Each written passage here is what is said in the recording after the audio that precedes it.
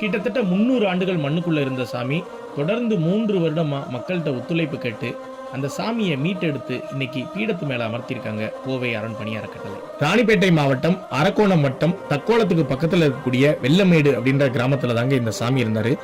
300 வருடங்களா மண்ணுக்குள்ள இருந்த சாமியை கடந்த 3 வருடத்துக்கு முன்னாடி கோவை அரண்பணி அறக்கட்டளை மண்ணில இருந்து மீட்டெடுத்து வெளியில வச்சிருந்தாங்க.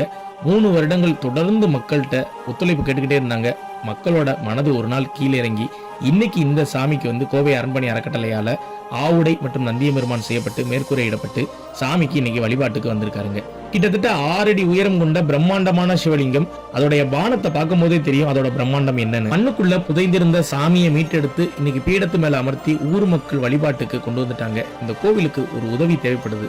அது என்ன அப்படின்னு நம்ம பார்க்கும்போது இந்த சாமிக்கு கீழே தளம் அமைக்கக்கூடிய பணி இருக்குதுங்க. அந்த பணியை யாராவது ஒரு டோனர் ஏற்றுக்கிட்டீங்க அப்படின்னா ரொம்ப சந்தோஷமா இருக்குங்க. ஏன்னா கிட்டத்தட்ட ஒரு 300 ஆண்டுகள் வழிபாடே இல்லாம மண்ணுக்குள்ளேயே புதைந்திருந்த சாமியை மீட்டெடுத்து வெளியில வந்திருக்காரு. அவருக்கு ஒரு உதவி நீங்க நிச்சயம் செய்யணுங்க.